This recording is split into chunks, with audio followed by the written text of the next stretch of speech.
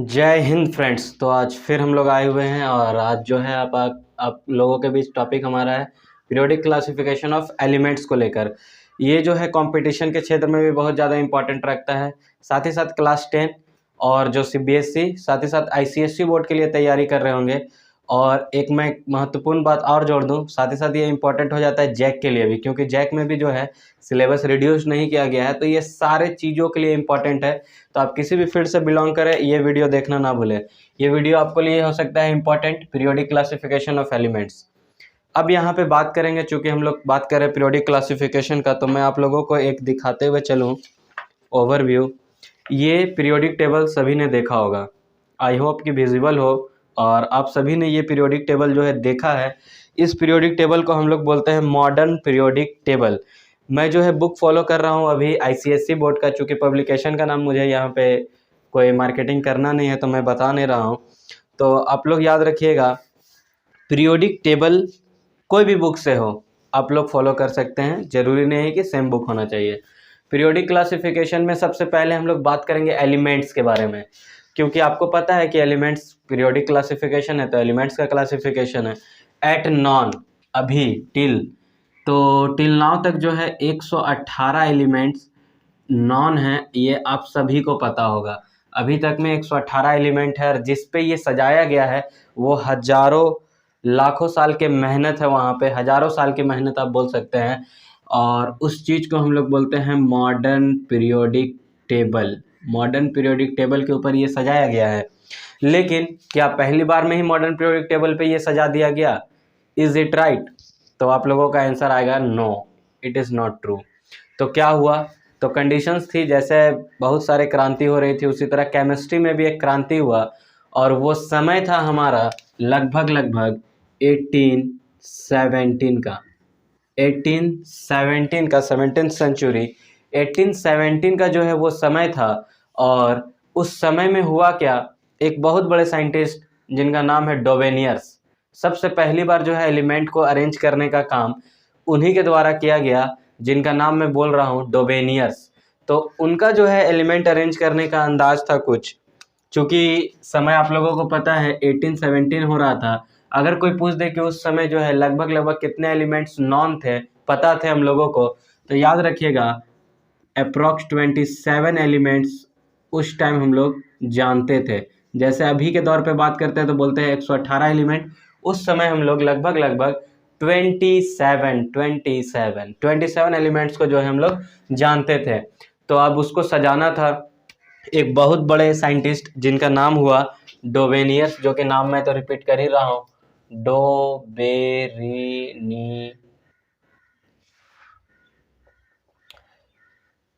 नाम इनका है, थोड़ा स्पेलिंग इनका अटपटा है, डोबेनियर्स ट्रेट।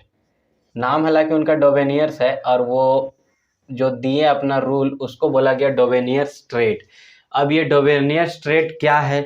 तो इनका कहना था कि देखिए चाचा, कुछ मत कीजिए, आप लोगों को करना ये है कि एलिमेंट्स को लीजिए, चूँकि 27 एलिमेंट नॉन था तो उनका कहना था एलिमेंट्स को लीजिए और 3-3 के ऑर्डर में सजा दीजिए, 3-3 का जोड़ा बनाइए।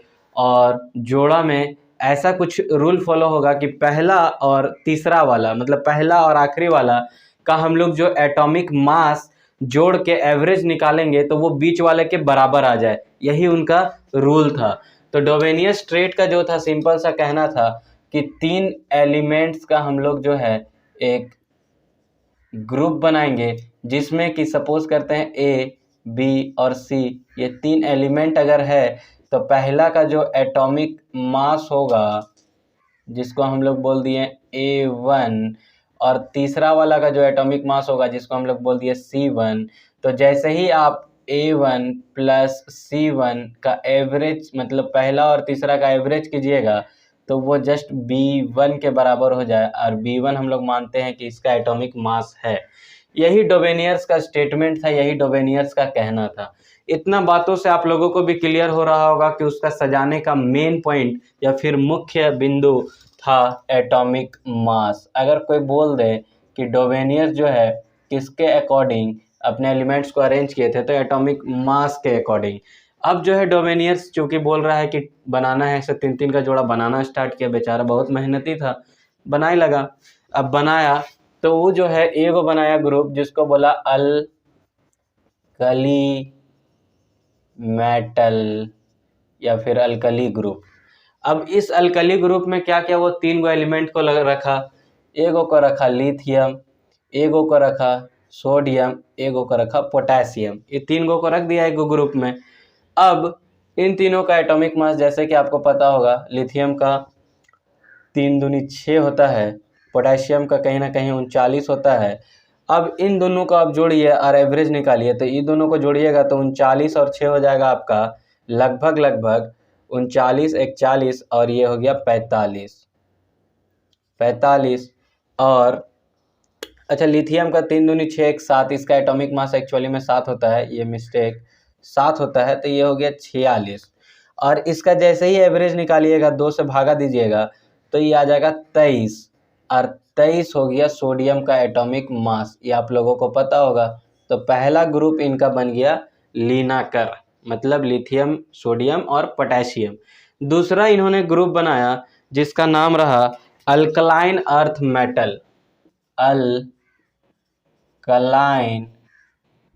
अर्थ मेटल दूसरा ग्रुप था इनका।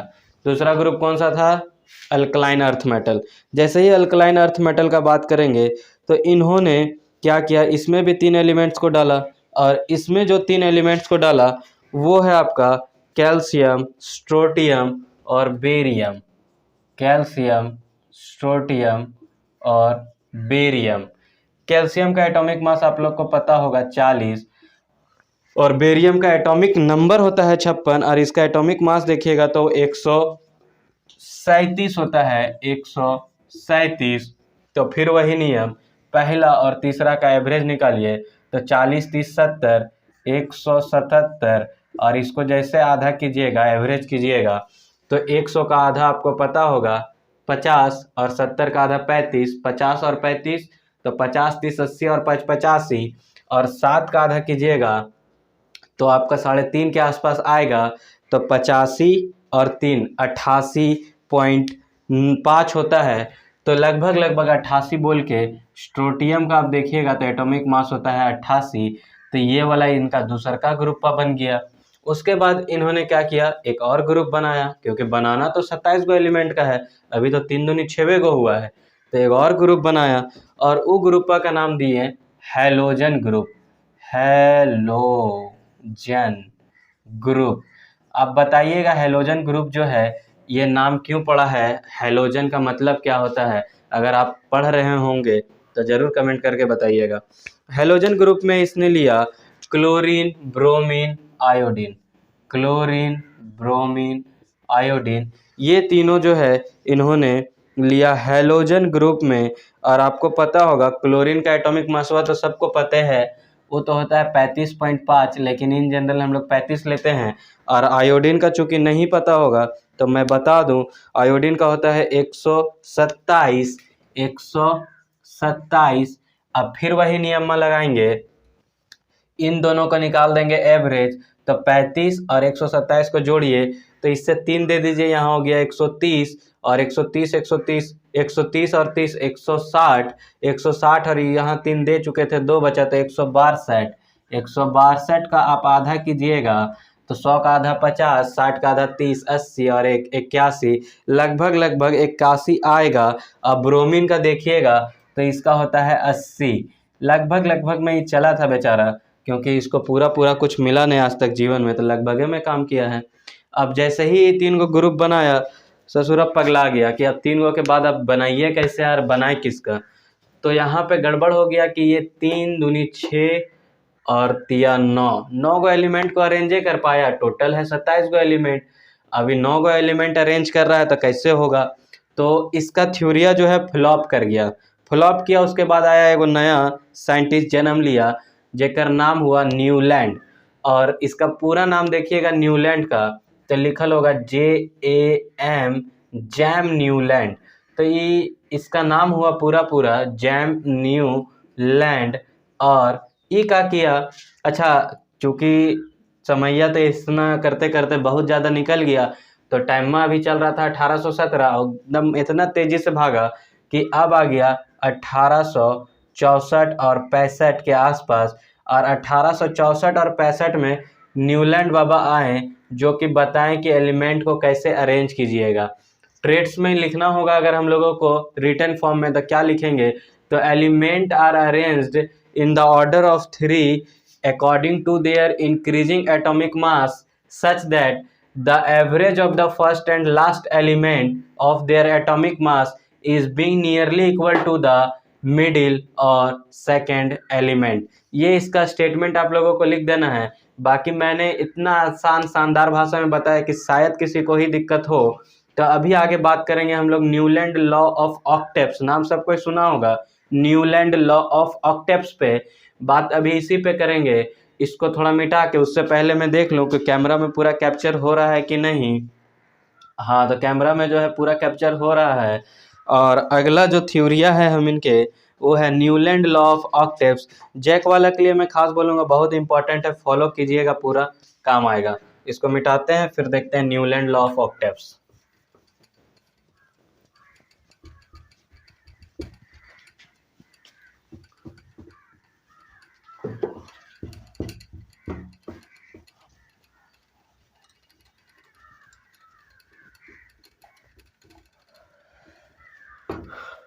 अगला थ्योरी है हम लोगों का न्यूलैंड लॉ ऑफ ऑक्टेव्स पे। आप लोग सब नाम सुने होंगे न्यूलैंड लॉ ऑफ ऑक्टेव्स का, लेकिन क्या होता है वो पता नहीं। तो आज यहाँ हम लोगों को पता चल जाएगा क्या होता है न्यू। अच्छा, इसको थोड़ा मिटाए हैं भींगा कपड़ा से, तो थोड़ा सुखाना भी होगा, तो सुखा लेते हैं, उसके बाद ही काम करल जाएगा।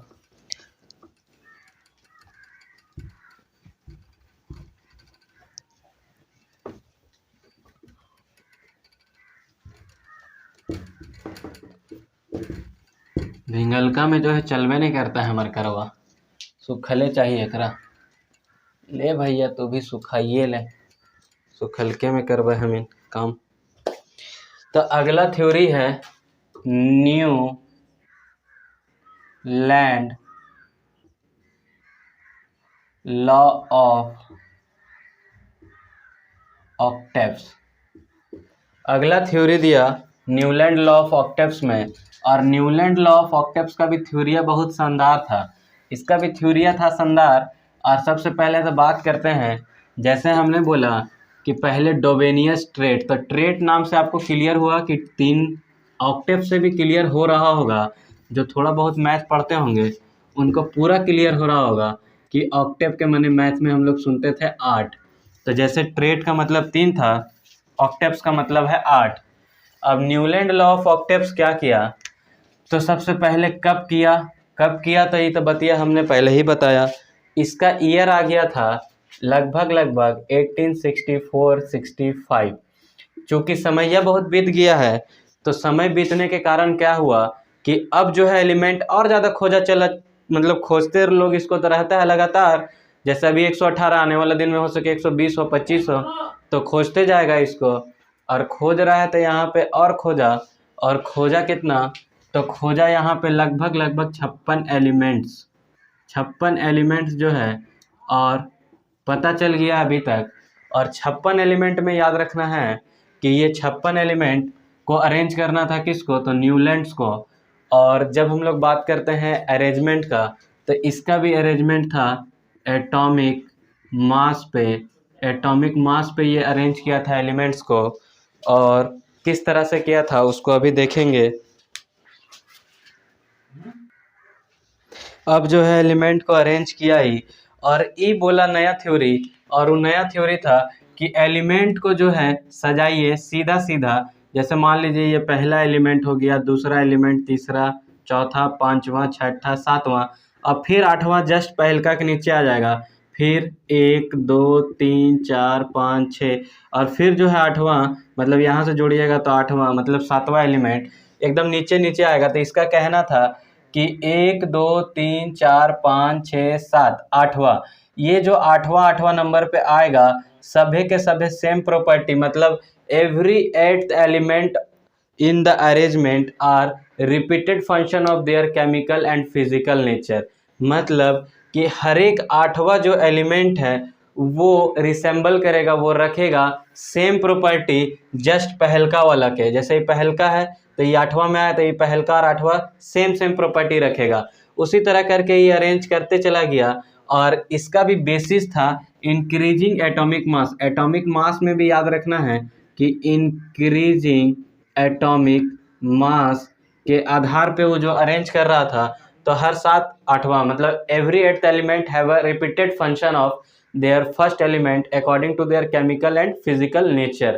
केमिकल और फिजिकल नेचर के अकॉर्डिंग इस सजाने में कामयाब हुआ। कुछ समय तो ठीक ही चला, कुछ तो अरेंज कर ही लिया था। और ये वो और बड़ा बात है, डोबेनियर्स को इसमें घुसा भी लिया था। जैसे डोबेनियर्स का था लिथियम, सोडियम, पोटेशियम, तो एक सीरीजवा में इसको भी दिखा दिया था ही। इसी तरह रिपीट करते करते फिर वो दूसरका वाला कैल्शियम, स्ट्रोटियम, बेरियम, इसको भी दिखा दिया था।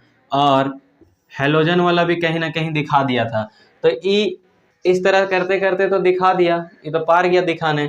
लेकिन चूंकि एलिमेंटवा टोटल है 56 और ये पूरा को अरेंज कर नहीं पाया, तो ये भी हो गया फेल।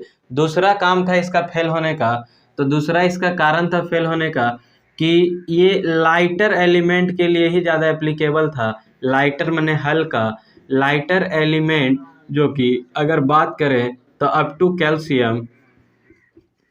कैल्शियम तक ही जो है इसका टेबलवा काम कर रहा था। कैल्शियम के बाद ये भी गड़बड़ा जा रहा था, इसका भी कुछ सेट नहीं हो रहा था।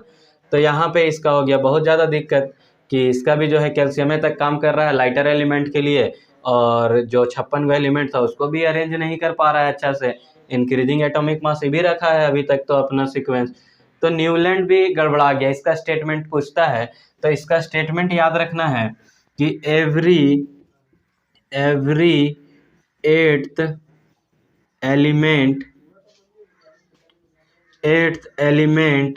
have the repeated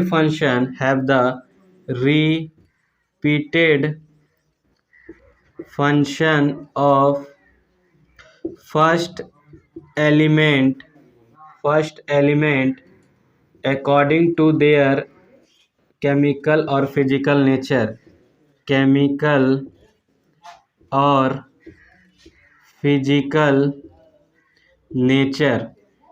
तो ये वाला पॉइंट इसका था, यहाँ तक कि चला। इसके बाद ये भी गड़बड़ाया था। अभी एक जो है बड़का साइंटिस्ट आया जिसका नाम था दिमित्रिव, जैसे पुतिन का नाम है उसी तरह दिमित्रिव मेंडलीव का नाम सबको सुना होगा। और अभी जो थ्योरी देगा वो देगा मेंडलीव, और इसी को हम लोग बोलते हैं मेंडलीव पीरियोडिक टेबल। चूँकि समैया फिर बीत गया और अब की जो समय है वो आ गया था 1869, और 1869 आते आते एलिमेंट वो बढ़ा और एलिमेंट हो गया है 63 एलिमेंट टोटल। और 63 एलिमेंट को अरेंज करने में कामयाब हो गया मेंडलीव। इसका भी एक बहुत बड़ा खामी है, आगे पढ़ेंगे। लेकिन ये भी जो सजाया वो एटॉमिक मासे के आधार पे सजा दिया, इंक्रीजिंग एटॉमिक मास के ही आधार पे ये भी सजा दिया। और जैसे अभी हम लोग मॉडर्न पीरियोडिक टेबल देखते हैं, एक तरफ दिखता है हम लोगों को ग्रुप, एक तरफ दिखता है पीरियड, उसी तरह ये भी सजाया था। इसके टाइम पे पीरियड और ग्रुप का जब बात करेंगे तो इसके टाइम पे जो है 7 पीरियड हुआ करता था और 8 गो ग्रुप था। इसके टाइम पे 7 गो पीरियड और 8 गो ग्रुप होता था जब ये सजाया था। मतलब इसका भी कुछ देखेंगे तो इस तरह से करके 8 गो ग्रुप होगा और इस तरह से करके 7 गो पीरियड होगा। इधर वाले इनको बोलते हैं पीरियड, इधर वाले इनको बोलते हैं ग्रुप। तो इस सजाया था 7 पीरियड 8 ग्रुप में इंक्रीजिंग एटॉमिक मास में। टाइम आ गया था 1869। मेंडलीव, तो इसको बोलते हैं मेंडलीव पीरियोडिक टेबल, क्योंकि ठीक है ठाक सजा लिया था, अच्छा बना लिया था। इसका बहुत दिन तक चला भी, लेकिन इसमें भी आगे जाके कुछ खामी आ गया तो इसको भी फ्लॉप करना पड़ा। इसका बेस्ट पॉइंट क्या था, ये ऐसा सोच के चल रहा था कि आगे एलिमेंट जो है खोजा जाएगा, उसके लिए ये गैप पहले से छोड़ रहा था कि अगर आगे एलिमेंट भविष्य में खोजा गया तो वही गैपवा में भरिएगा। और इसका इसीलिए कुछ दिन तक एप्लीकेबल था। इन लोग तो पूरा अरेंज नहीं कर पा रहा था ढंग से। अब जब इसमें बात करते हैं तो इसको अरेंज तो सही से कर दिया, पीरियड 7 है, ग्रुप 8 है, सब चीज़ सही चला, कुछ समय तक चला। चूँकि इसका भी बहुत बड़ा दिक्कत था कि एटॉमिक मास पे लिया था।